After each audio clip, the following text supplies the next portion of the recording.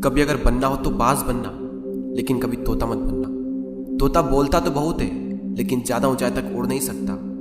बाज बोलता बहुत कम है, लेकिन सबसे ऊंचाई पर उड़ता है और बाकी पंछियों का राजा होता है एक बाज। आज मैं आपको 5 ऐसे पॉइंट्स बताऊंगा जो कि हर इंसान को बाज से सीखना चाहिए और लाइफ की बहुत बड़ी लर्निंग है इन 5 पॉइंट्स में। पहला लेसन, ईगल फ्लाई अलोन। बाज अकेले उड़ता है और बाकी पंछियों के मुकाबले सबसे ऊंचाई पर उड़ता है। बाज अकेले उड़ेगा, लेकिन कभी भी चिड़िया और छोटे पंछियों के साथ नहीं उड़ेगा। बाज हमेशा या तो बाज के साथ उड़ता है या फिर अकेला उड़ता है। और इस समय यह सीख मिलती है कि छोटी सोच वाले लोगों से हमेशा दूर रहें और अकेले रहो, क्योंकि यही वो समय है जब खुद को जानने का असली मौका मिलता है।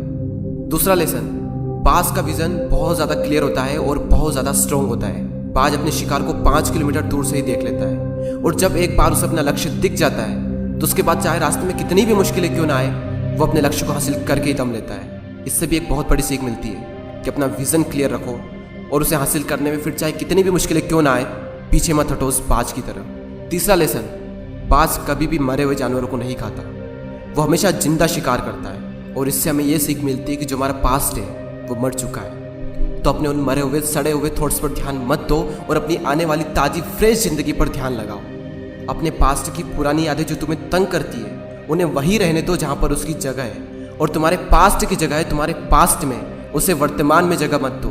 क्योंकि एक बार अगर तुम्हारा पास्ट तुम्हारे प्रेजेंट में आ गया तो तुम्हारा पास्ट तुम्हें कभी प्रेजेंट में नहीं रहने देगा। पास्ट में तुम्हारे साथ कितना भी बुरा क्यों ना हुआ हो, वो सब यादें, वो सब थॉट्स मर चुके हैं, और उस बाज की तरह बनो जो कभी भी मरी हुई चीजों को नहीं खाता। चौथा लेसन, जब आंधी तूफान आते हैं तो बाज बहुत ज़्यादा एक्साइटेड हो जाता है।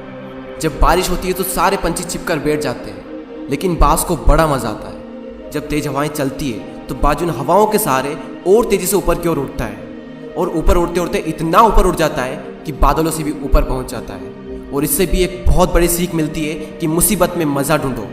और नेपोलियन हिल ने एक बार कहा था कि हर बड़ी चुनौती अपने साथ में एक बहुत बड़ा अवसर लेकर आती है। तो उस बाज की तरह तुम भी अपने अवसर को पहचानो, और जिस दिन तुमने अवसरों को पहचान लिया तो सारी मुश्किलें तुम्हारे नीचे होगी और तुम उन मुश्किलों के ऊपर होगे।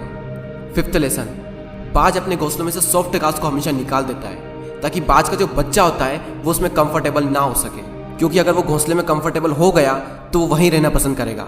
लेकिन बाज ऐसा कभी होने नहीं देता। बाज एक पंछी है और उसे भी ये बात पता है कि there is no growth in comfort zone. लेकिन हम तो इंसान है ना, और इंसान होने के बावजूद भी कई सारे लोग इस बात को समझते ही नहीं। आप जितना ज़्यादा कंफर्ट जोन में रहोगे, आपकी लाइफ आने वाले टाइम में उतनी ही ज़्यादा अनकंफर्टेबल हो